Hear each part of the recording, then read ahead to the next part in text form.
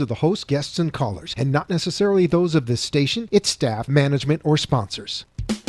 Are you a family caregiver? Are you caregiving for someone who can no longer take care of themselves? Are you overwhelmed?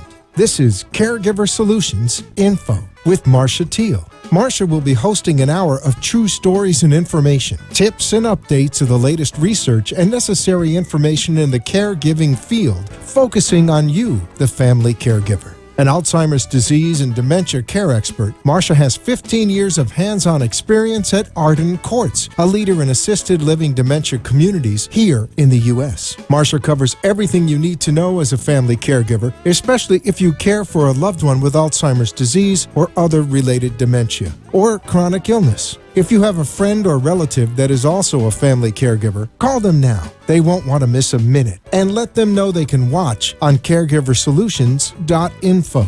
And they can listen on WNN 1470 AM in South Florida or nationally on the iHeartRadio app. Now, sit back, relax, and learn from our host, Marcia Teele, as she brings information to you that may just be the caregiving solution you need. Hi, everyone, and welcome to Caregiver Solutions Info Show. I'm so glad you could join us today. We have another wonderful program for you. If you're a caregiver and caring for someone who can't care for themselves, especially someone with some form of dementia, then this show is perfect for you because we give lots of help on this program. As a matter of fact, we started it 4 years ago, and it's been very beneficial to so many people. I'm glad you found us. Maybe it's that you need some more education, or maybe you're a brand new caregiver, or maybe even a seasoned caregiver, but you're at a different place in your caregiving journey. Things change all the time, daily, sometimes on an hourly basis even.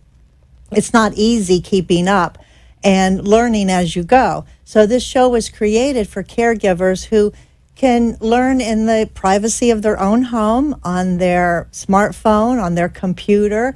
You can listen to us on the iHeartRadio app anywhere in the world. You can watch us live stream every Tuesday from 5 to 6 p.m. Eastern Standard Time. The benefit of that, of course, is that you don't have to go anywhere to learn. You can do it on the go. You can do it when you have some downtime at home.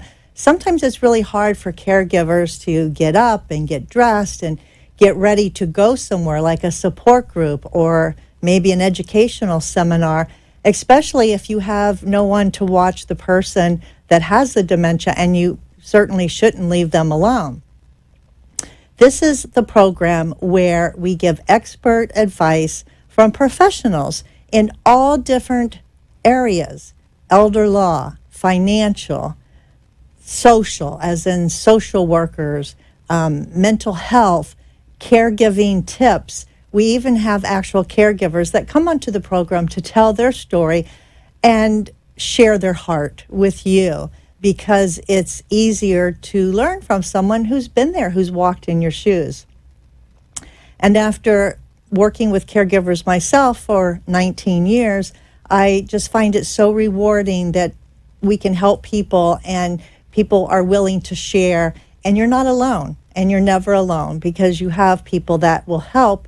And this program tells you how to ask for help, how to take care of yourself as a caregiver. Lots and lots of great advice.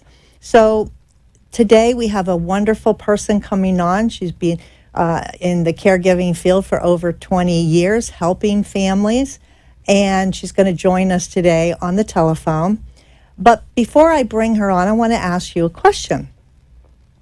Do you ever feel as you're caregiving that sometimes you don't know the right thing to say to the person with dementia? Perhaps you're a friend and you're visiting and you just are at a loss for words, or you don't know how to respond to that person. Or maybe you do respond and it ends up creating friction or upset or anger. So now you're afraid to say anything because you're afraid to say the wrong thing.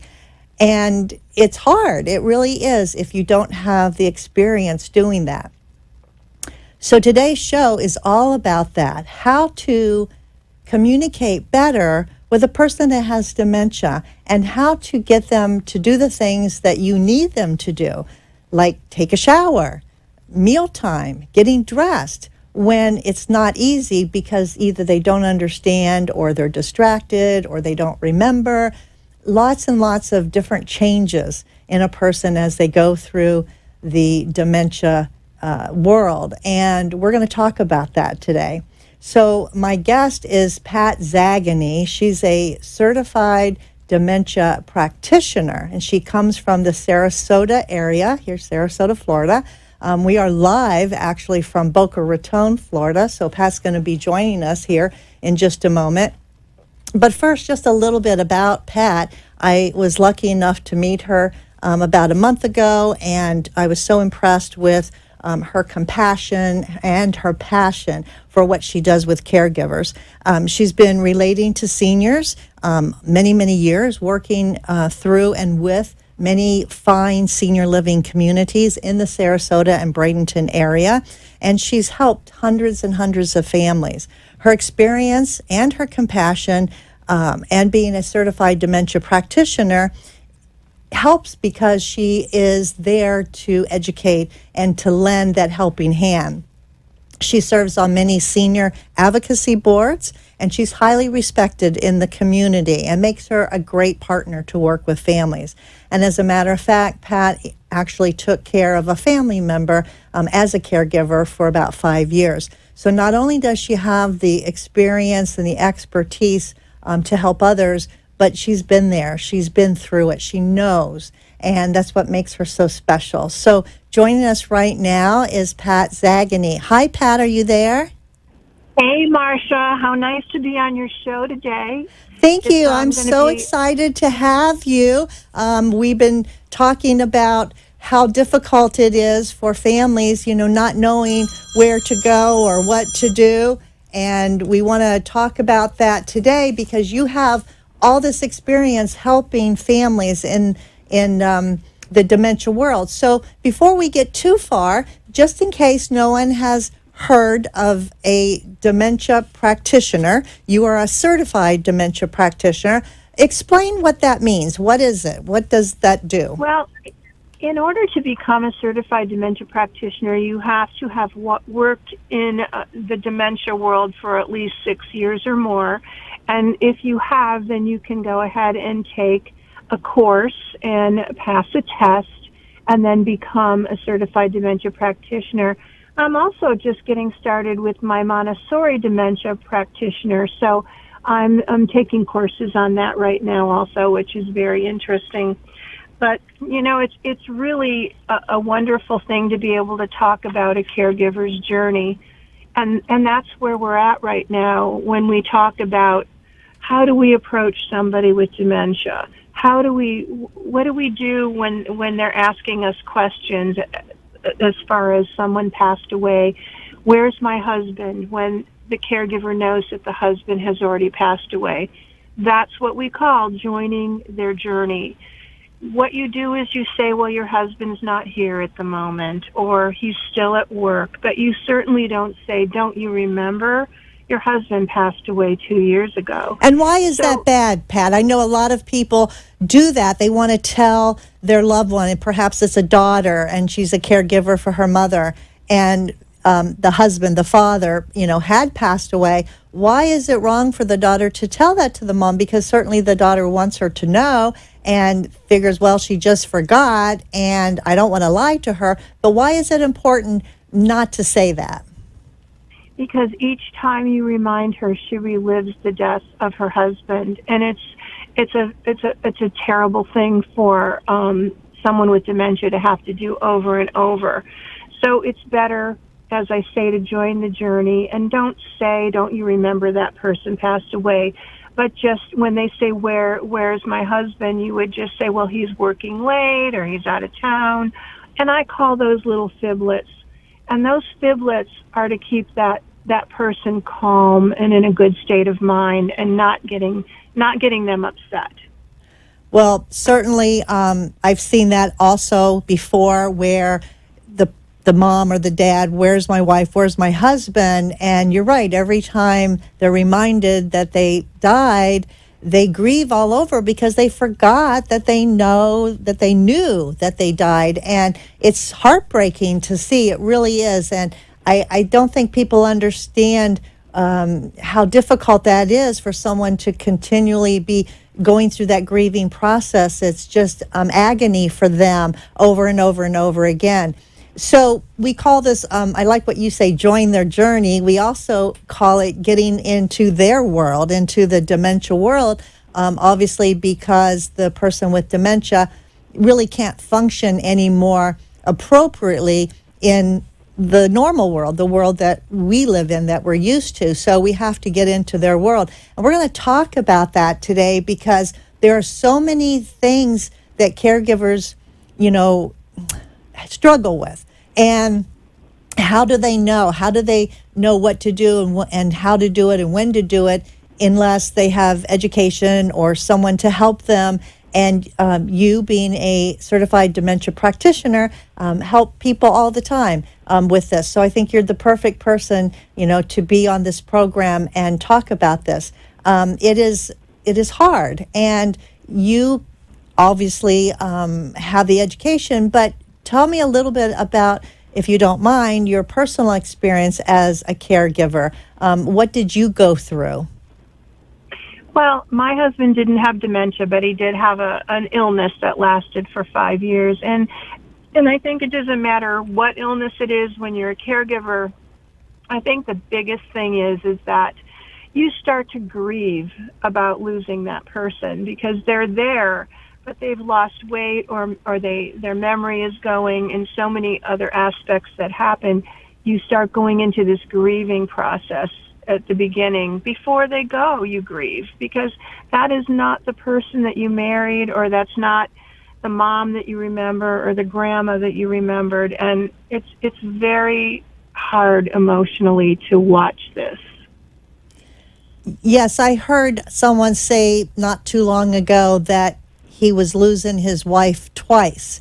He was losing her once because of the dementia, and she wasn't the person that he married because of the changes in her personality, the changes in her cognitive thinking, even the changes in her behavior. And then again, he was going to lose her the second time when she literally passed away. And it is very, very difficult to see that and to go through these changes. And you struggle no matter what kind of caregiver you are. Like you said, it doesn't necessarily have to be about caring for someone with dementia, because a caregiver is a caregiver, going through all of those different emotions and fears and doubts and uncertainties. So I know that you can relate to your customers and your clients when it comes to understanding what they're going through. And I'm sure that becomes a very compassionate time for the two of you so that you understand each other. I've heard many family members say to me that especially dementia, being a caregiver during that time is worse than death, because death is final. But going through this, you don't know how long it's going to last. And so it just becomes more and more difficult to see this person that you love not be the person they used to be. Yes, and speaking of lasting, I mean, the doctors say that if you get a diagnosis, let's say of Alzheimer's, it can last anywhere from 2 to 20 years, the average being 10 to 12. So that's a long time. And that's why sometimes it's called the long goodbye, because it does and can last so long. So I'm glad that you're here today. We're going to take a quick first commercial break. And when we come back, Pat is going to talk about getting more into the world of dementia, how to manage some of the struggles that caregivers have, and how to join their journey when it comes to specific things. So don't go away. We will be right back.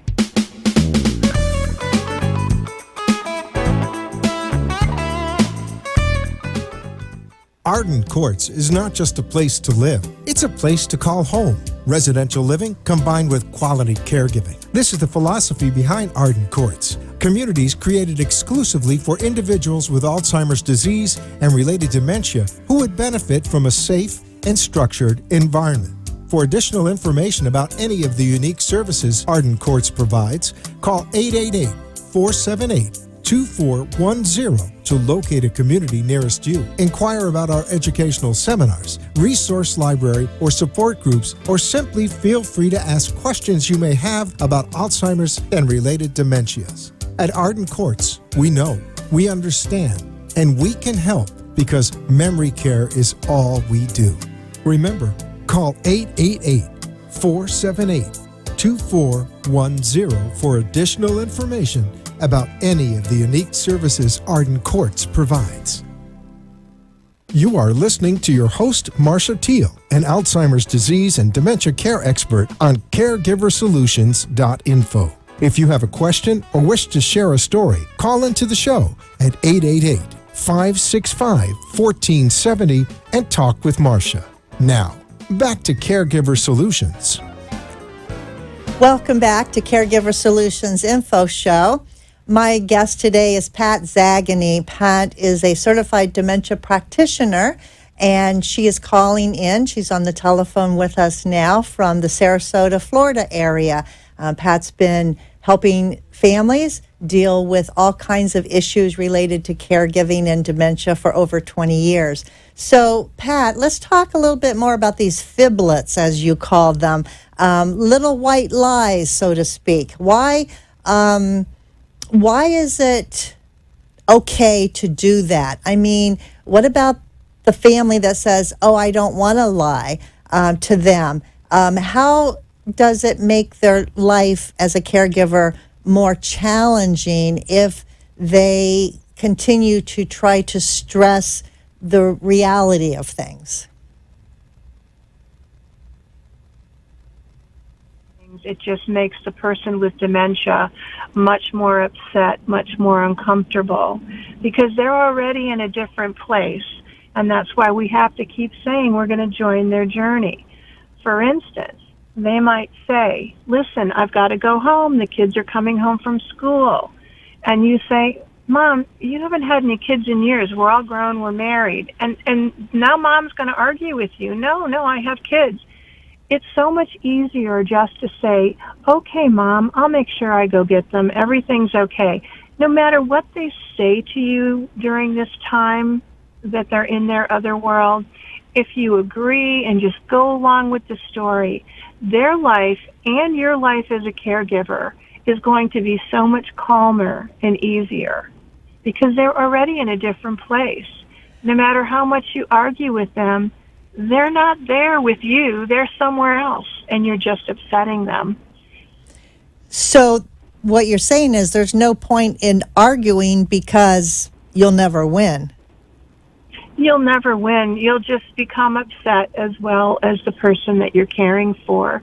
And I think our goal is to keep them calm and give them the best life they can have. And also for the caregiver. The caregiver doesn't want to be argumentative all day long either. Some people just say, well, that's not right. And then I remember years ago, someone long time ago told me one time, do you want to be right or do you want to be happy? Because you can't have both necessarily.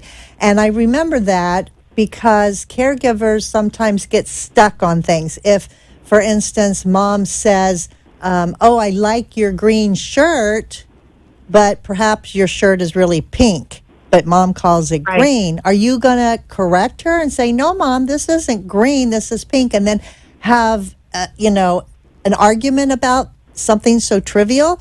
Or are you going to say, gee, Mom, thanks, I like it too? And I think if there's this a different mindset, I guess, that comes along with caregiving to learn how to respond to the person you're caring for that doesn't say everything right, because they're not going to say everything right. You have to pick your battles, and it is very difficult. We tend to want to say, oh, that's not a green shirt. I mean, it's like human nature, but we're in a whole different world. So it takes time to get comfortable with this world that we're in, with the person that we're caregiving for. And all I can say is just, do you want to argue all day? Do you want to be upset all day? Or do you want to try a different format in your life to make your life easier?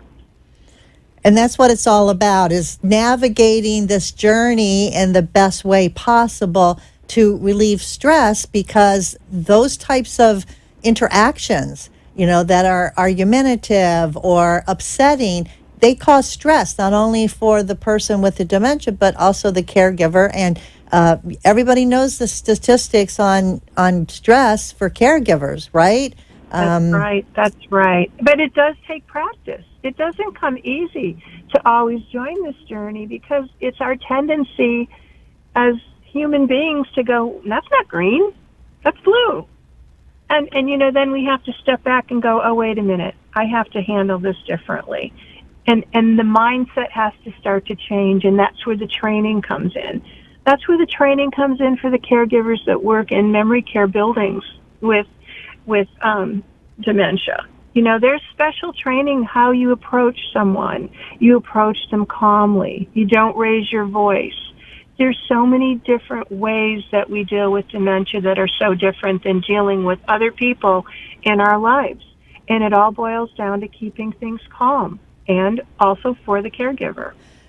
Well, I'm glad you brought that up, because it is important for caregivers to know that if and when it becomes necessary to have your person that you care for move into a specialized memory care community, it is important to know that those caregivers there, the employees of the memory care, they've been trained. And that's one thing, obviously, people need to make sure of, and look at the experience and the training that's provided to these employees, because they do it inside and out every single day. So they have a lot of experience, and they know what works and what doesn't work. So I know a lot of maybe family caregivers are hesitant about that, but have you had a lot of good results, I guess I would say, with caregivers being more relieved when they actually came time to move their loved one into a memory care? And tell me a little bit about that. Yes, there's definitely, there's a combination of many emotions. It's guilt, it's the fear of the unknown, but it's also many times so much relief. The thing is I get asked, and I'm sure you do too, Marcia, a caregiver will say, Pat, when is it time for me to place my grandma or my mom or my dad? And my answer is, when you can't handle this one moment longer, you've got to place them. And when I tell them that, I've had some good results from families that finally came and said, okay, I can't handle this one moment longer, I'm going to place. And we do ask them, depending on the family dynamics, sometimes we'll say, just give your loved one a couple days to get settled in before you come visit. Let them get to know the ropes of the community, let them know the staff, let them settle in their apartment, and then come and visit after a couple days. And I also tell those families, you're welcome to call a couple times a day and check on them and see how they're doing. But my feeling is that has worked best when you place your loved one. But maybe they shouldn't wait until they are at the end of their rope, because a lot of times that could be a crisis, correct? Yes, that can be a crisis. So, I'm also a big proponent of taking my clients and showing them communities ahead of time. I like the families to have a plan in place. So many times, the caregiver says, well, Pat, I'm not really ready to place them. And I say, but let's go look. Let's pick out a community that if you had an emergency, that you would place your loved one in. And then they're like, that's really a great idea to have a plan, because I never know what's going to happen from day to day. And sometimes all of a sudden after they start looking at the communities, they will decide to place, or sometimes they'll decide to do a couple weeks of respite and try it out and then place them. And it's also nice to have this in case the caregiver would get sick and go in the hospital, or the caregiver has a family emergency, has to go out of state, or just needs a break and have their loved one in a community for a few weeks. But I find many times these situations lead to a permanent placement because the caregiver sees, I can now be a wife or a mother or a daughter again and just go see my loved one.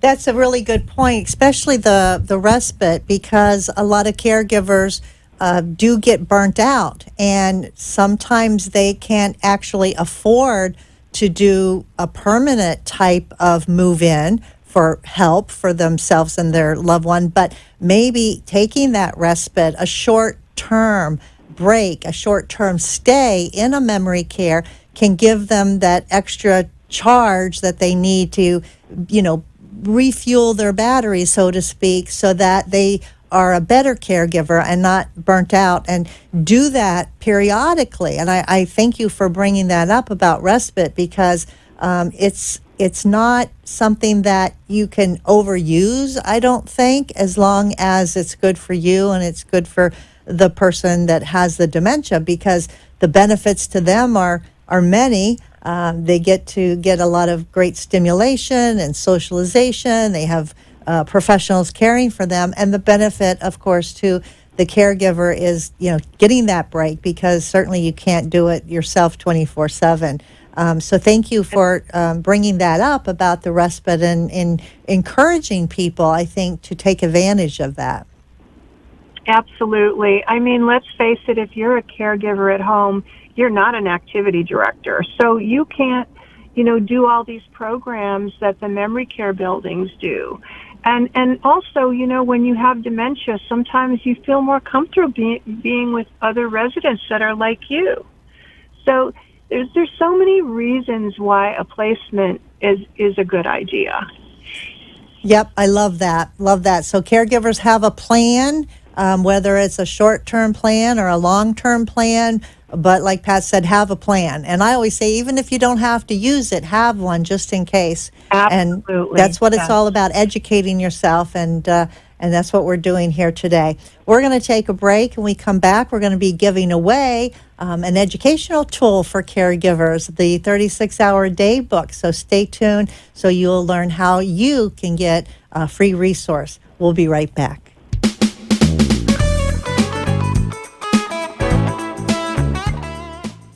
Arden Courts is not just a place to live, it's a place to call home. Residential living combined with quality caregiving. This is the philosophy behind Arden Courts. Communities created exclusively for individuals with Alzheimer's disease and related dementia who would benefit from a safe and structured environment.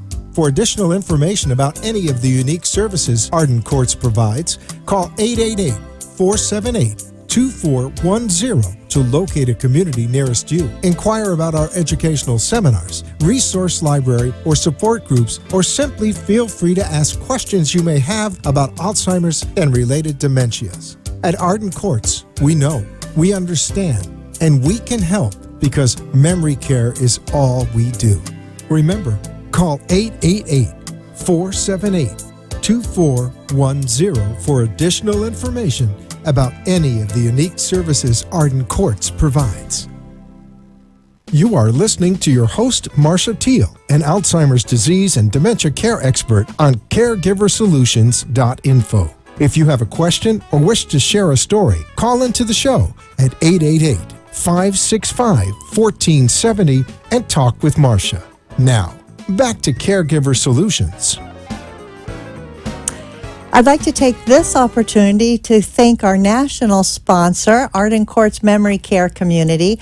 Arden Courts has 10 memory care communities in Florida and about 40 scattered throughout the United States. They specialize in memory care, and they also specialize in not only taking care of the person with memory loss, but helping the caregiver as well, and the family caregiver through lots of resources. Today, they'd like to give you a free resource. This is called the 36-Hour Day Book. This is a wonderful book. Some people call it the Bible of Caregiving. It's been around many years, but it's continually being updated with new information. This book was written by Dr. Peter Rabins and Nancy Mace, and it's a wonderful resource to look something up. A lot of definitions, a lot of how-tos, a lot of explanations, everything a caregiver might need to know.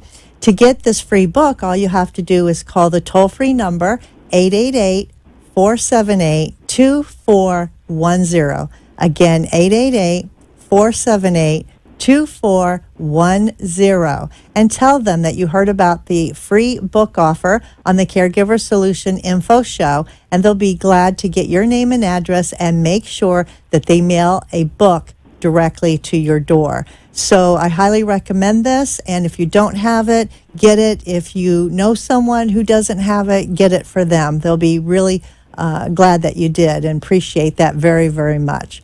So my guest today is Pat Zagany. Pat joins us on the telephone from the Sarasota, Florida area. Pat is a certified dementia practitioner, and we're talking about getting into the world of dementia as a caregiver, joining on the journey of the person with dementia, going through the journey because things are always changing. So, Pat, let's talk about some examples that we can just throw up here and talk about to caregivers of how you might use what you know about a person, right, that has the dementia to get them maybe to do what you need them to do. For instance, if you knew that mom loved to cook, right, how could you use that to get her to maybe eat better, for example? Well, I think, you would be in the kitchen with mom, and you would just have her do some of the simple things that she'd be able to do. Maybe you're going to cut up some vegetables and you're going to have her put it in a pot. Maybe it's always got to be something very easy that they can just pick up and do, or even in the kitchen to fold napkins or set the table while she watches you cook.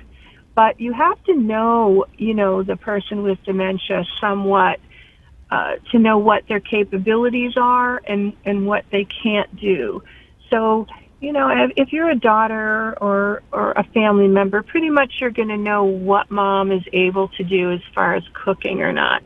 I mean, when I think about some of the residents in my buildings and dinner time, we would have some residents that would, forget what the silverware is for. But once they all sat down at a table and watched the other residents that did know what to do, then that would help them remember to pick up the silverware and eat. Or we might have somebody that can't sit still that likes to. I've had some residents that walk and walk and walk, and we couldn't get them to sit down and eat. So what we might do for them is we'd make some finger sandwiches or some cheese or a cracker, and we'd let them eat while they walk because we want to figure out how to get them to eat. That's important. A lot of people with dementia lose weight. So you've got to be creative. If you can't get them to sit at the table, then you figure out some finger foods that you can just hand them and they would eat while they walk. So, that is something really important. Well, I like what you said about being creative. You definitely have to be creative or learn how to be creative if you're going to be a better caregiver, because what one thing might have worked in the past certainly may not work now or in the future. So you got to be flexible, and you have to think of different ways of doing the same thing. And like you said, if they can't use utensils, give them finger foods. If they won't sit long enough to eat, and certainly you're not going to, tie them to a chair, then they're going to have to eat on the run, and you're going to have to figure, these things out. I had a daughter one time who said, my mother just quit eating nutritious food. All she wanted to do was eat sweets, and that certainly is very common with older people. As we age, we do tend to lose some of our certain taste buds, and we tend to like the sweets even more so, I think, than before. And the daughter said, I don't know what to do. I'll put a nice plate full of mashed potatoes and meatloaf and green beans on her plate, but she just won't eat it. She says, until I discovered a trick. And her trick was to drizzle some maple syrup over everything, including the mashed potatoes, including the meatloaf. And she said, Mom gobbled it up. She loved it because it was sweet, and a little bit of maple syrup wasn't going to hurt her. And I think something like that is great for caregivers to figure out. And why not, right? What a great idea to get someone to eat, because you're right. They do seem to go towards all the sweets. I like that idea. But, for a caregiver, why would you want to struggle with trying to make them sit at the table when they're the ones that like to roam and walk? You want to make your life easier, and you want to make sure that they eat. So just think of some of these things to make it easier for both of you. Right.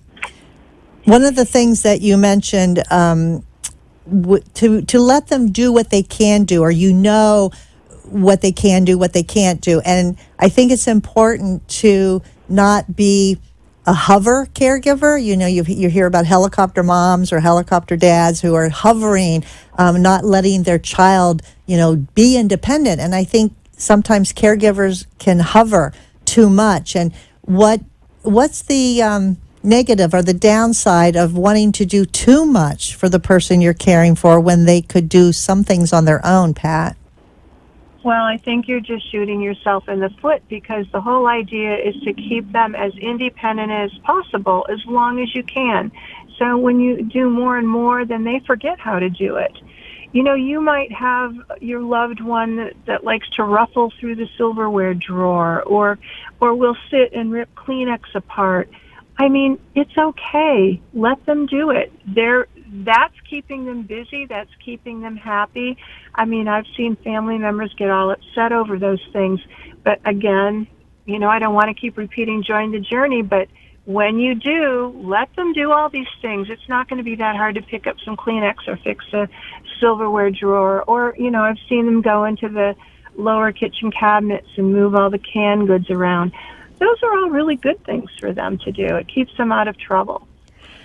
Yeah, it's sort of like letting them do what they need to do, because sometimes there's an actual need inside that person to move things around. I've seen a lot of people. I had one lady that had frontal temporal lobe dementia, and she had this need that she had to rearrange things. And, some people are real picky about where things go, but as long as it's safe, and I think you hit the nail on the head when you said, as long as it's safe and they're happy doing what they're doing, why not let them? You have to sometimes, to quote the book, don't sweat the small stuff, right? That's right. Absolutely. I have a resident or a family member that I know right now that she cleans her room every day. She dusts. She wants to sweep. She wants to vacuum. She does it every single day. But that's probably something that she did in her life. Maybe she loved cleaning, and now she still wants to do that in her room. So I say, let them go do it. I mean, it makes them happy. It's not hurting anything. We just have to go for it. I know, one of the other biggest problems, I think, is showering. We hear all the time from families, I can't get my loved one to shower. They don't want to go in the shower. There's so many different avenues for that. It is very difficult. Sometimes if you're in an actual building and your loved one is in an art and court, I mean, sometimes it has to be a certain caregiver that they'll let shower. You have to try out different people sometimes when you're in a building. And sometimes if you have home care coming in your home, your loved one will relate to a certain personality. So sometimes you have to keep changing until you find that person that makes them comfortable enough to take their clothing off and go in the shower.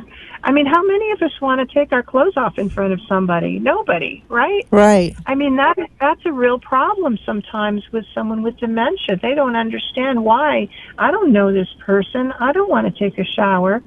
So it's something that you work on, and you try different avenues with that. Well, there's I also don't know if some you- workarounds, right? I mean, who says you have to take a full shower every single day? There's workarounds to make your life easier and still keep the hygiene of the person good, right? I mean, there's simple things you can do. Absolutely. There's sit baths, and and really most dementia residents don't take a shower, but maybe 3 times a week at the most, because it's a difficult thing. And they're not outside working and getting sweaty and all of that. And some days you may just want to wash off. So caregivers, like you said, have to be creative. I can't help but remember a story talking about getting into their world or joining them on the journey. One day I was working late and at the office, and I came back to the office to pick up some papers, and there was a family whose husband actually lived with us in the memory care community, and they said, "Oh, Marcia, we need your help." I said, "What's wrong?" "Well, my husband we took him out to dinner. My son's in town, and we picked my husband up and we took him out to dinner, but now he won't get out of the car. And it's about 7:30 at night, and he has been refusing to get out of the car, and he's been sitting there for close to 45 minutes, and nothing that they could do or say was going to get him out." He said no, and he wouldn't let them take off the seatbelt. They brought other family members that were visiting over. The dad, the husband, was not going to have anything to do with it. And he actually looked like he was getting frightened because he was surrounded, if you can picture him being in the passenger seat of the front seat of the car, surrounded by all these people. They brought out some other caregivers from inside to try to get him to come. And I think that there's a lesson here, because he probably felt he was surrounded, and he probably got frightened from all the commotion. So I came out, and I knew this particular resident pretty well, and I knew that he was a retired lawyer. So I asked everyone to move away out of his sight, and I sat down on the ledge of the car, the open door, the little step there, and started talking to him. And before I was done, he was on his own accord, getting the seatbelt off, got out of the car, he took my hand, and we walked in very quietly and calmly back into the community, back into his room where he needed to be. And the families, they were just amazed. They said, "Well, you're a miracle worker." And I said, "No, I'm not. What I am is I'm relating to who he is." And they said, "Well, what did you say to him? What did you do?" And I said, "Well, he's a retired lawyer. That's his world. That's what he did for, 40 years at least." And I said to the man, I was preparing a document, a contract that I needed to present in court the next day, but I was having some trouble with it. And did he think that he could maybe help me and look it over and help me prepare for this court hearing that I had to go to? And he, basically just rose to the occasion. He wanted to help. That was something he knew how to do. And so he said, "Yes, I want to help you." We got inside. I got him some papers.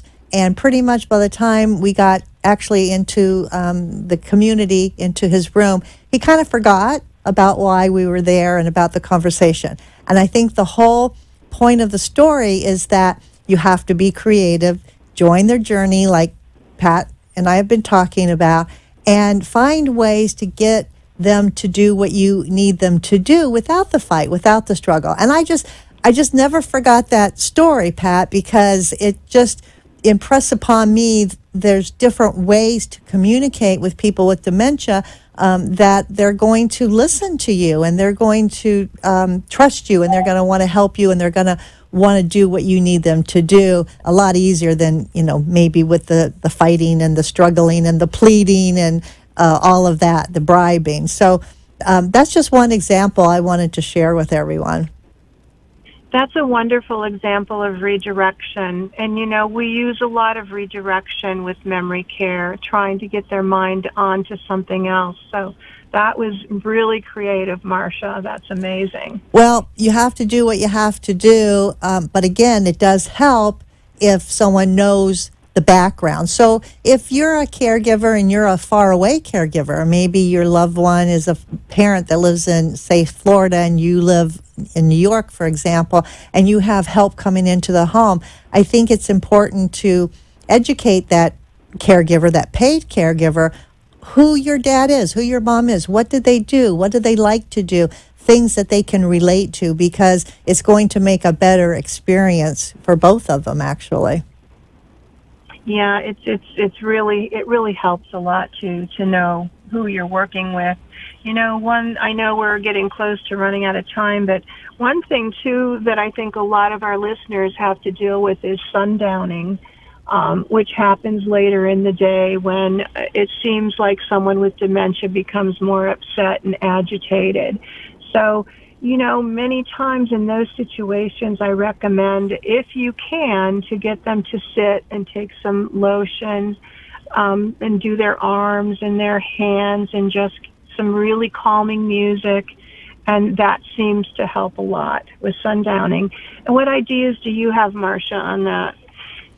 Well, with sundowning, it's very difficult. Not everyone, obviously, sundowns, but you get to know a pattern of someone. You get to know their idiosyncrasies and their behaviors and their patterns. And once you know their patterns, sometimes you can actually preempt what would normally happen by getting someone involved in something. And I like your idea of the soothing, the lotions, but getting them involved in something that they like to do.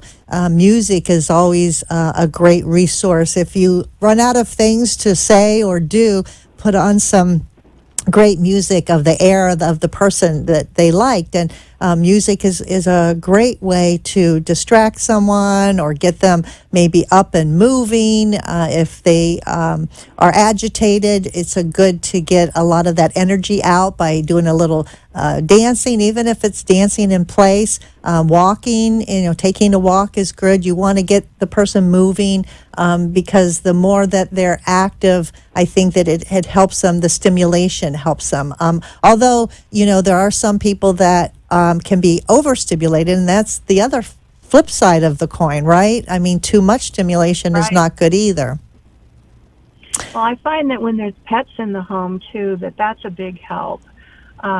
It seems like people with dementia love animals. I know we have these llamas that come into some of the buildings, and it is amazing to me how the residents react to them. It's a big calming effect.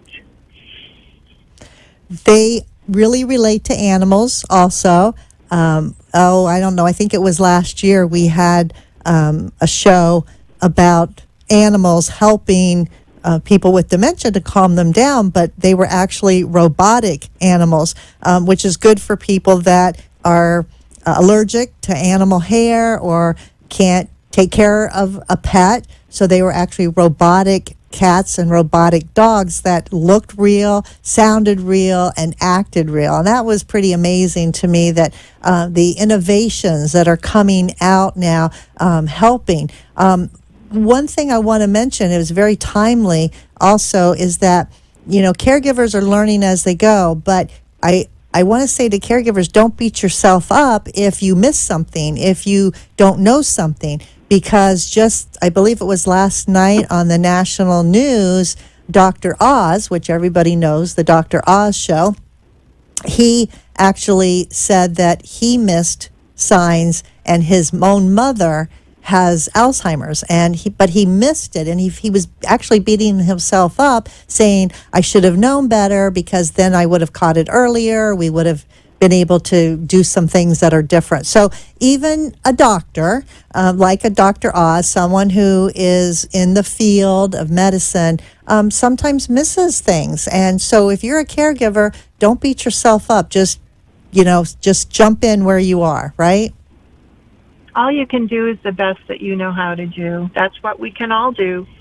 So, just being a caregiver alone is very, very challenging. And try to bring in as many people to help you if possible. If you have a neighbor or you have some children that'll give you a break.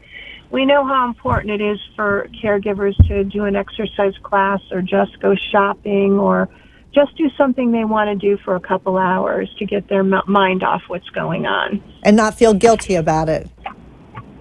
Yes, the guilt. Yeah. Throw away the guilt, especially if you're out doing something on your own. Just try not to think about that. Well, Pat, I know over in the Sarasota area you help a lot of families. If there's someone listening and they're from that neck of the woods in Florida near your vicinity and they would like to reach out to you for some help, can they do that? Absolutely. They can email me. They can call me. I'll be glad to give you that if you'd like me to. Absolutely. Go ahead and let everybody know how they can help. You work with Senior Choices is the name of the company. So tell us how people can contact you. Yes, you can contact me by phone, 941-725-1498. That's my cell. And also through my email, which is pat@seniorchoices.us. And I do cover Manatee County, which is Bradenton, and Sarasota County, which is Sarasota and Venice and a couple other suburbs. So I'd be glad to help anybody that needs some help. Just give me a call. That's great. And if you're a caregiver and you don't live in the vicinity of Pat's area to get Pat's expertise, try to find a certified dementia practitioner in your area. Find your Pat. I find the person who can guide you and help you and lead you in the right direction, because it's very valuable to be able to have that person literally, figuratively, and sometimes even literally holding your hand. Right, Pat? That's right. And, all of you caregivers out there, you're wonderful, because everybody needs an advocate. A senior alone, it's just so difficult for them. They need those advocates, and you are their advocates, all of the caregivers out there. Very true, very true. What else would be parting words for caregivers that you'd like to stress? Because I know that there are certain things that maybe are your pet peeves or things that you really try to educate caregivers on that is a sticking point. Any last parting words that you would like to give to us? Well, we've touched on a lot of things, but please make it easy on yourself. Please join their journey. Don't fight it. Don't fight the green shirt. If it's green, say it's green. Let them walk and hold their food. Make your life easier. It's difficult being a caregiver. And ask for help. Just ask for help when you need it. Go to a support group. Support groups are great. Sometimes just talking to a girlfriend or friends, that might be all you need if you have some informed friends that are willing to sit and talk about what's going on in your life. But don't hold it all inside. That's just going to make everything so much harder for you. Find people to talk to.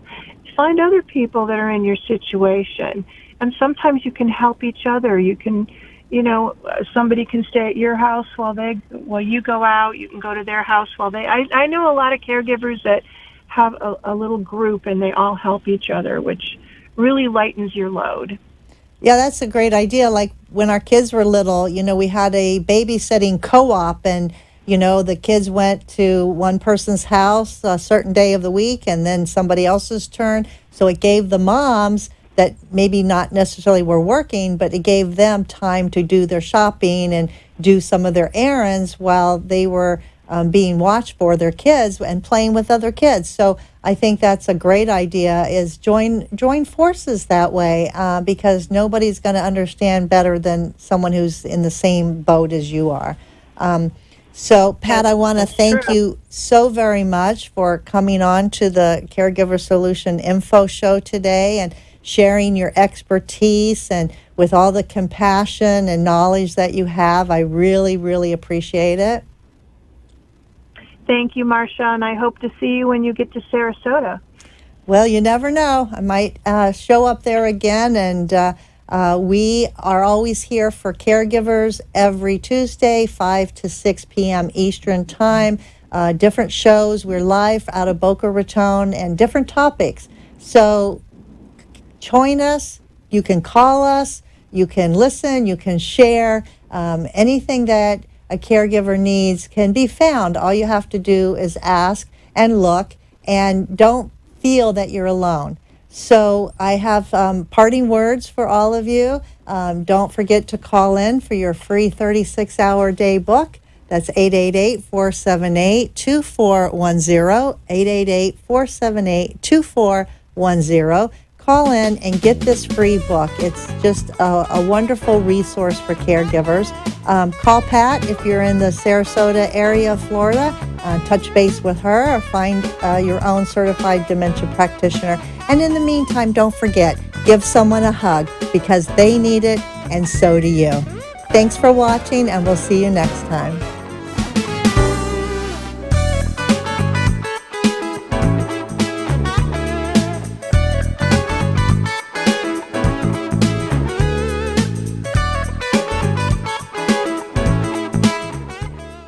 Thanks for joining us for this week's Caregiver Solutions with Marcia Teele. Join us next week as Marcia, who has 15 years of Alzheimer's disease and dementia care experience, brings you more needed information to help with the care of your loved one. This show can be seen again on caregiversolutions.info, and questions can be left on the site, which may be used on the program to help others. See you next week for more Caregiver Solutions.